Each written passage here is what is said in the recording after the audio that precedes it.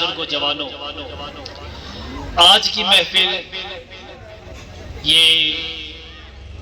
نکاح کی محفل ہے۔ اس دور پرفتن کے اندر جب ہر طرف فیشن کی یلغار ہے، رواجوں کی یلغار ہے، وہ کشمیری میں کسی نے کیا خوب کہا ہے، ضائعی مسلم ماجن لغپت رسم و رواجن۔ آج جس دور کے اندر رواج نے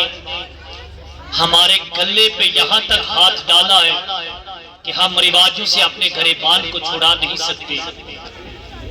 ہم اس دور کے اندر فیشن کی یلغار سے اپنے آپ کو علیحدہ نہیں کر سکتے۔ ایسے پرفتن دور کے اندر اس طرح کی سیدھی سادی محفلیں سجانا اور سادگی کے ساتھ اللہ کے محبوب صلی اللہ علیہ وسلم کی سنت کو ادا کروانا اور کرنا، اور اس پرفتن دور کے اندر ان رواجوں کو ختم کرنا جن رواجوں نے میرے معاشرے کو کمزور کر دیا ہے، جن رواجوں نے میری سوسائٹی کو تباہ اور برباد کر دیا ہے، جن رواجوں نے اس امت کے نوجوان کی مینٹل ہیلتھ کو خرید لیا ہے، جن رواجوں نے، جن رسومات نے میری ملت کی بہنوں کا سکون چھین لیا ہے، اس دور کے اندر ان رواجوں کو یک طرف کر کے ان سے چھٹکارا پا کے اس طرح کی سیدھی سادی محفلیں سجانا اور اس سادہ انداز سے ملت کے اندر نکاح کو فروغ دینا اور امت کو یہ پیغام دینا کہ امت مصطفیٰ صلی اللہ علیہ وسلم، تم نے اپنی زندگی کا جو مشغلہ بنا لیا ہے، زندگی بھر جیو، زندگی بھر محنت کرو،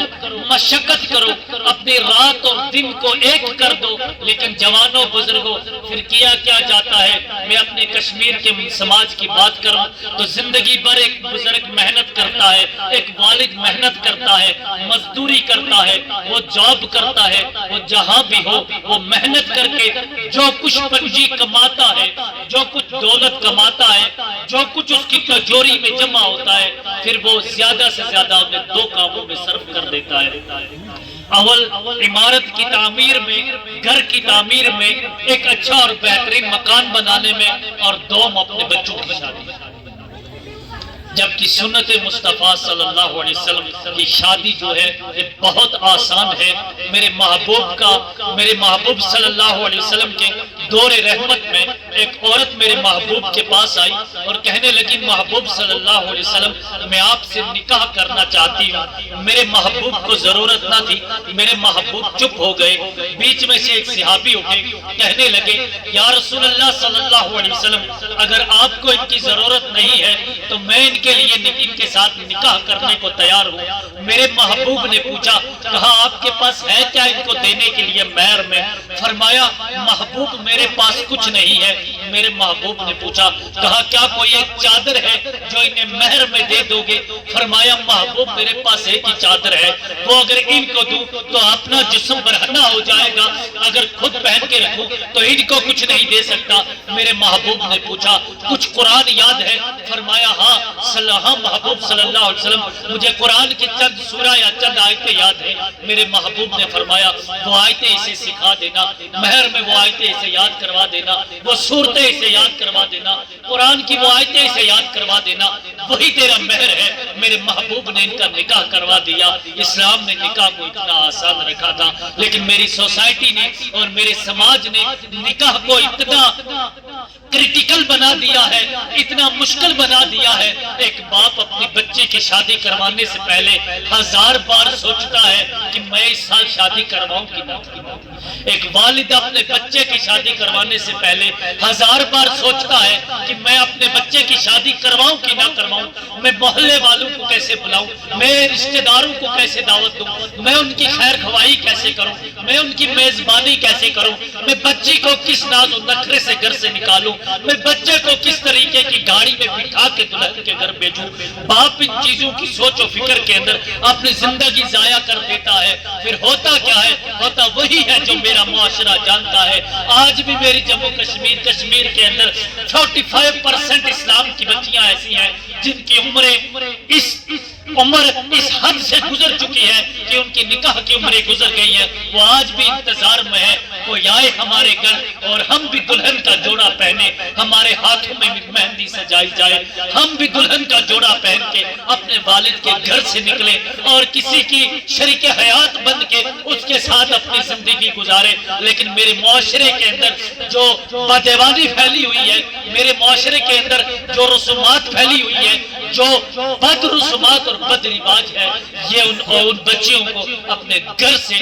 دلہن کا جوڑا پہن کے کسی دوسرے گھر جانے کے لیے ان موقع نہیں دے رہی ہے۔ وجہ کیا ہے؟ وجہ فقط میرا اور آپ کا رسم و رواج ہے جس نے میرے معاشرے کو کمزور کر دیا ہے۔ پھر میرے بزرگوں، میرے جوانوں، یہ رشتہ کتنا پیارا ہے، یہ رشتہ کتنا عظیم ہے۔ میرا رب قرآن میں ارشاد فرماتا ہے کہ یہ تمہارے لیے نشانی ہے تمہارے رحمان کی طرف سے کہ تمہارے اللہ نے تم میں سے ہی تمہارے لیے جوڑے بنائے ہیں۔ مجھے بتاؤ نا میرے جوانوں، میرے بزرگوں، یہ اللہ کا فرمان ہے، یہ اللہ کے قرآن میں ہے کہ میرا رب فرماتا ہے میں نے تم میں سے تمہارے لیے جوڑے بنائے ہیں اور یہ اللہ کی نشانی ہے۔ پھر آؤ مجھے بتانے دو نا، اگر اللہ نے ہم میں سے ہمارے جوڑے نہ بنائے ہوتے، انسان کے لیے انسانی جوڑے میں نہ ہوتا، اللہ نے انسان کے صرف مرد پیدا کیے ہوتے، عورتیں نہ ہوتی، پھر اس انسان کا نکاح اگر کروانے کے لیے جنات کو ترجیح دی جاتی، مستورات نہ ہوتی، ایک ہی مخلوق مرد ہوتے، تو میرے جوانوں بتاؤ کہیں سکون ہوتا، کہیں اطمینان ہوتا، کہیں سکون کی دولت ہوتی، کوئی گھر سکون کی زندگی گزارتا نہ گزارتا۔ میرے رب نے ہم میں سے یعنی انسان میں سے ہی انسان کے جوڑے بنائے، پھر فرمایا لِتَسْكُنُوا إِلَيْهَا، میں نے اس لیے تمہارے جوڑے تم میں سے ہی پیدا کیے ہیں کہ تم ان سے سکون حاصل کر سکو، تم اطمینان حاصل کر سکو۔ رب نے اس جوڑے کے اندر محبت رکھی ہے، رب نے اس جوڑے کے اندر مودت رکھی ہے، رب نے اس جوڑے کے اندر رحمت رکھی ہے۔ فرمایا جعل بینکم مودۃ، اللہ نے اس جوڑے کے اندر محبت رکھی ہے۔ اللہ پاک وحدہ لا شریک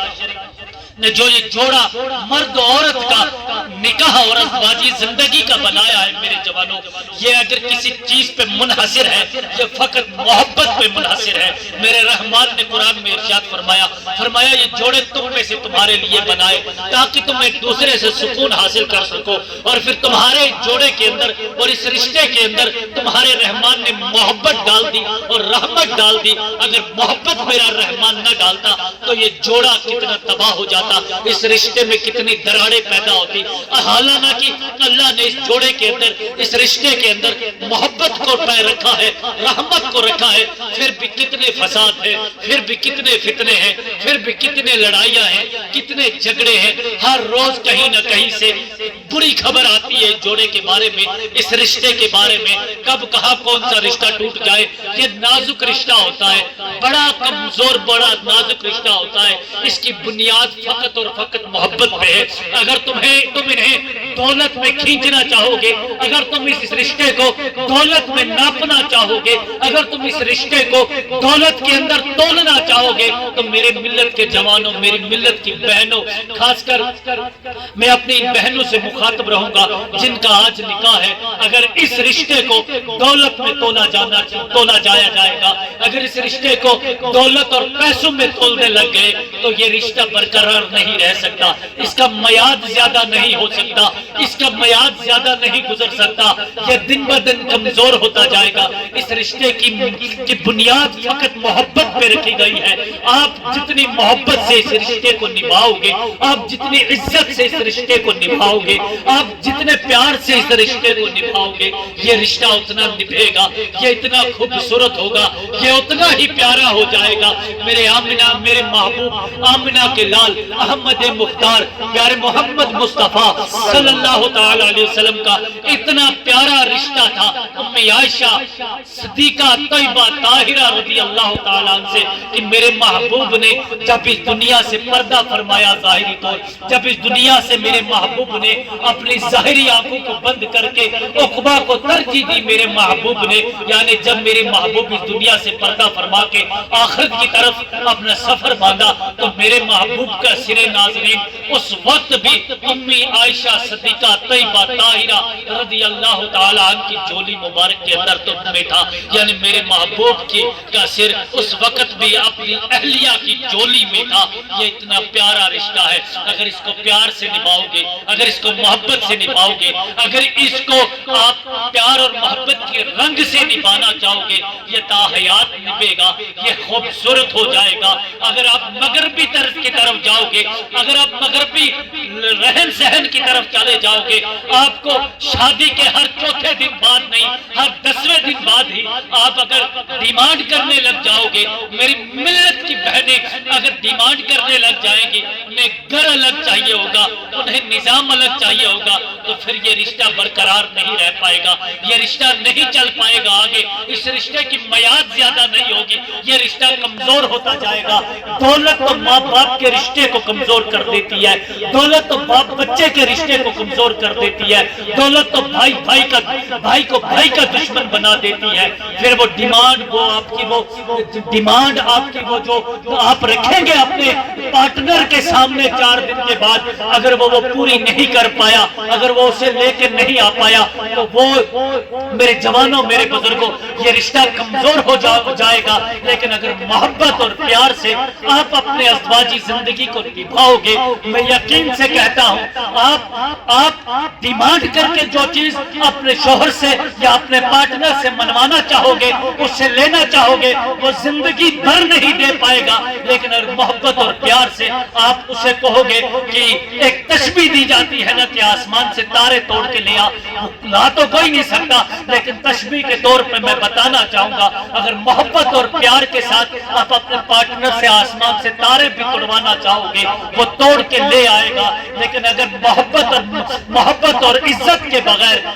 عزت دیے اور بغیر محبت دیے آپ اسے ایک تنکا یہاں سے وہاں ہلانے کے لیے کہو گے، اسے وہ بھی نہیں ہلے گا، کیونکہ یہ رشتہ عزت کا رشتہ ہوتا ہے، یہ رشتہ پیار کا رشتہ ہوتا ہے، یہ رشتہ محبت کا رشتہ ہوتا ہے۔ اللہ کرے، رحمان کرے، وحدہ لا شریک کرے کہ آج اس محفل کے اندر یہ جو شادی کی تقریب ہے اجتماعی، اللہ کرے کہ اس کے اندر جتنے یہ جوڑے